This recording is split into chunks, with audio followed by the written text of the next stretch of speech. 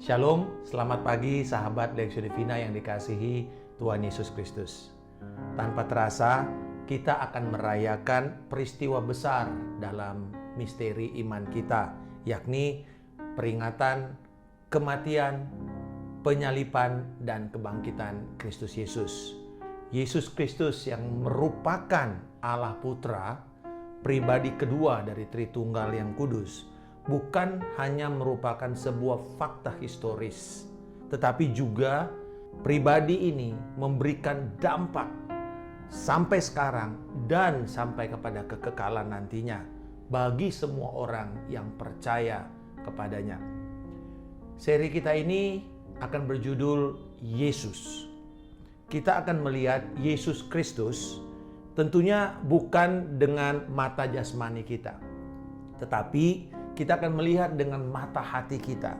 Sebagaimana surat Rasul Paulus kepada jemaat di Efesus, pasal yang pertama ayat 18 yang berkata, "Dan supaya ia menjadikan mata hatimu terang, agar kamu mengerti pengharapan apakah yang terkandung dalam panggilannya, betapa kayanya kemuliaan bagian yang ditentukannya bagi orang-orang kudus." Sewaktu kita melihat gambaran Kristus Yesus dengan mata hati kita akan mampu untuk merespon penyataan Allah ini dengan memuliakan dan mentaati kebenarannya. Nah, seri ini kita akan buka dengan membahas Yesus Kristus Tuhan sebagai kemuliaan Allah. Kerinduan terdalam dari hati manusia adalah untuk mengenal dan menikmati kemuliaan Allah. Inilah sebenarnya alasan kita diciptakan oleh Allah. Yesaya 43 ayat 6-7 berkata, "Aku akan berkata kepada utara, berikanlah, dan kepada selatan, janganlah tahan-tahan. Bawalah anak-anakku laki-laki dari jauh dan anak-anakku perempuan dari ujung-ujung bumi. Semua orang yang disebutkan dengan namaku yang kuciptakan untuk kemuliaanku, yang kubentuk dan yang juga kujadikan." Kita diciptakan untuk mengetahui kemuliaan Allah dan menjadikannya harta paling berharga atas segala-galanya dalam hidup kita. Tetapi bila kemuliaan Allah ini yang merupakan harta yang paling mahal ini, yang paling berharga ini kita tukar dengan sesuatu yang lain, maka itu menjadikan kita sebagai penyembahan berhala. Dan juga kita sedang menciptakan kekacauan baru dalam hidup kita. Kita menggantikan kemuliaan Allah yang menjadi tujuan dan yang paling berharga, yang paling tinggi, dengan misalnya uang, kekayaan, popularitas, dengan segala macam benda-benda material, akan menciptakan kekacauan baru. Ada sebuah tren pemahaman tentang healing yang saat ini sedang marak. Setelah pandemik 2 tahun ini, orang-orang yang tertekan dengan bekerja dari rumah, lalu kemudian mulai mengatakan, saya memerlukan kesembuhan, I need healing, dan kemudian tujuannya untuk mereka travel, karena salah satu dampak daripada pandemik adalah pembatasan traveling. Ternyata mereka berusaha untuk mengatakan jalan-jalan dan melihat keindahan alam adalah solusi untuk menghindari penyakit mental, mengancam orang-orang yang tertekan dengan pandemik ini.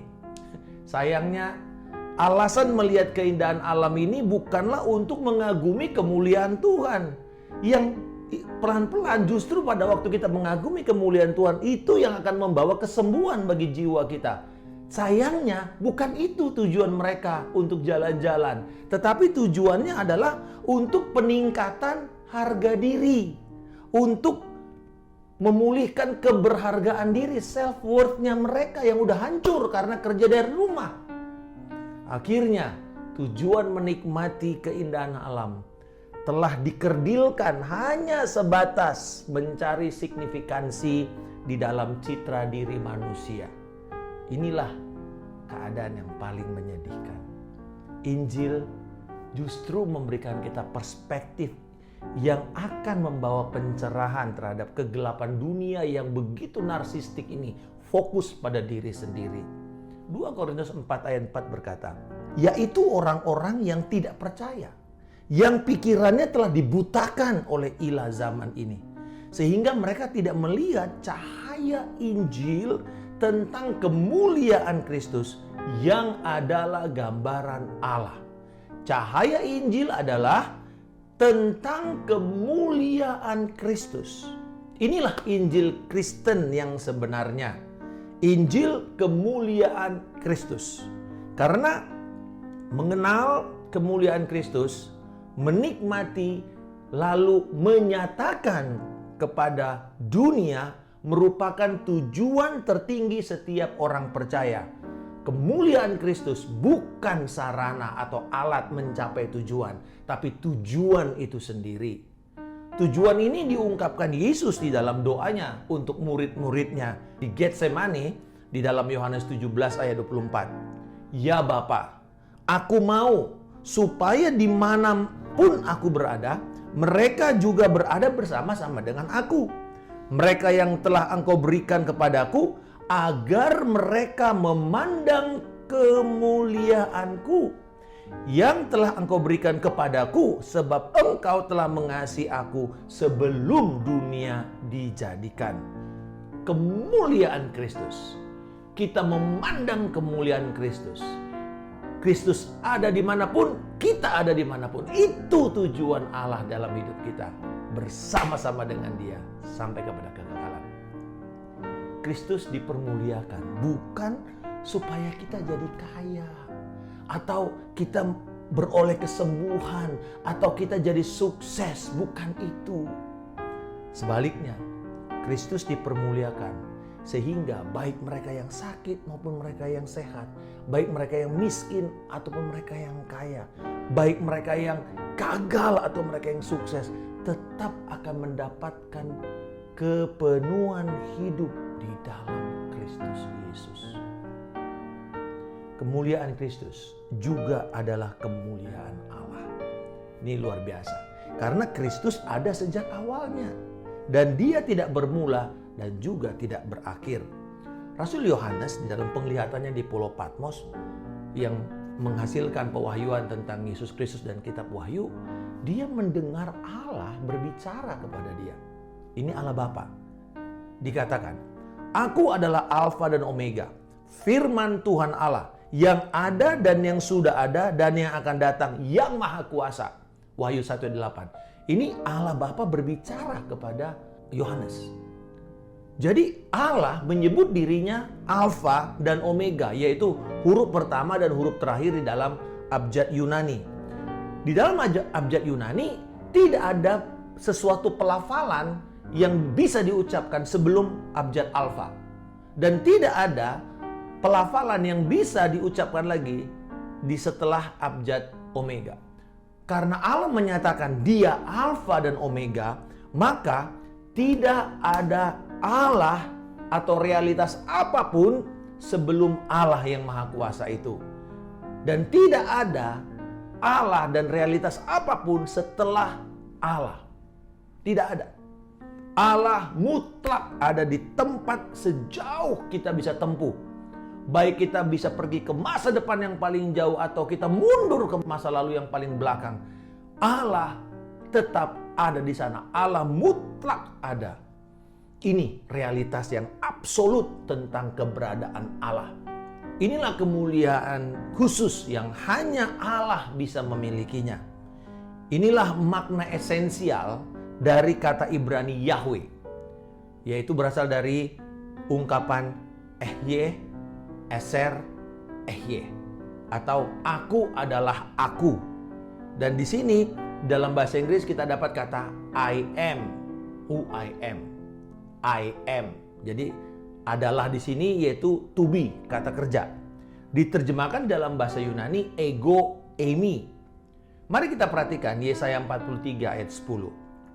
Kamu inilah saksi-saksiku, demikian firman Tuhan. Dan hambaku yang telah kupilih, supaya kamu tahu dan percaya kepadaku dan mengerti bahwa aku tetap Dia. Sebelum aku tidak ada Allah yang dibentuk, dan sesudah aku tidak akan ada lagi. Frasa aku tetap Dia dalam bahasa Indonesia atau I am He Di dalam bahasa Yunaninya diterjemahkan ego eimi, aku adalah. Selesai, aku adalah. Ini merupakan penamaan khusus Allah kepada dirinya dan pribadi Allah. Dalam deklarasi Yahweh tentang dirinya secara absolut telah dikatakan, aku adalah yang pertama dan yang terakhir. Aku adalah. Kalau gitu apa kaitannya Pak Markus dengan Kristus? Apakah dia juga pribadi Allah? Jawabannya ya. Wahyu 22 ayat 12 sampai 13 dan 16 berkata, sesungguhnya aku datang segera dan aku membawa upahku untuk membalaskan kepada setiap orang menurut perbuatannya. Aku adalah Alfa dan Omega, yang pertama dan yang terkemudian, yang awal dan yang akhir. Aku, Yesus, telah mengutus malaikatku untuk memberikan kesaksian tentang semuanya ini kepadamu bagi jemaat-jemaat. Aku adalah Tunas, yaitu keturunan Daud, bintang timur yang gilang gemilang. Di sini yang berbicara Yesus. Jadi berbeda dengan Wahyu 1 ayat yang ke-8 di mana aku adalah Alfa Omega, itu yang berbicara Allah Bapa yang Maha Kuasa. Nah, di sini sekarang berarti ada sebuah pertanyaan. Masa ada dua pribadi yang mengklaim dirinya sebagai Alfa dan Omega? Tidak mungkin ada dua pribadi, kecuali kedua pribadi ini adalah satu. Yesus mengklaim bagi dirinya kehormatan dan kemuliaan yang hanya eksklusif menjadi milik yang Maha Kuasa. Dalam Wahyu 1 ayat 17 dan 18. Ketika aku melihat dia, tersungkurlah aku di depan kakinya, sama seperti orang yang mati. Tetapi ia meletakkan tangan kanannya di atasku dan berkata, jangan takut, aku adalah yang awal dan yang akhir. Dan yang hidup, aku telah mati, namun lihatlah aku hidup sampai selama-lamanya, dan aku memegang segala kunci maut dan kerajaan maut. Sekali lagi, di sini Yesus mengklaim dirinya Alfa dan Omega. Dia telah mati, tetapi dia hidup kembali. Yesus kembali memakai khas Allah di sini. Aku adalah, ego eimi. Aku adalah. Yesus dan Allah adalah satu. Kemuliaan Allah Bapa juga adalah kemuliaan Kristus. Kemuliaan Kristus adalah kemuliaan Allah. Ini awal kita untuk memahami siapa Kristus Yesus yang kita sembah itu. Sudahkah sahabat sekalian menjadikan tujuan tertinggi hidup kita dan juga merupakan tujuan keselamatan kita untuk melihat, menikmati, dan menyatakan kemuliaan Allah, yakni kemuliaan Kristus kepada dunia ini. Bapa di surga, Engkau adalah yang awal dan yang akhir. Tidak pernah memiliki awal dan tidak pernah memiliki akhir. Terima kasih Tuhan. Engkau menyatakan kebenaran bahwa Engkau dan Kristus adalah satu Allah.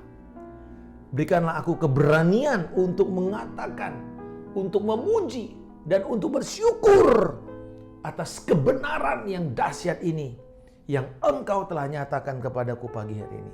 Di dalam nama Tuhan Yesus Kristus, aku telah berdoa dan mengucap syukur.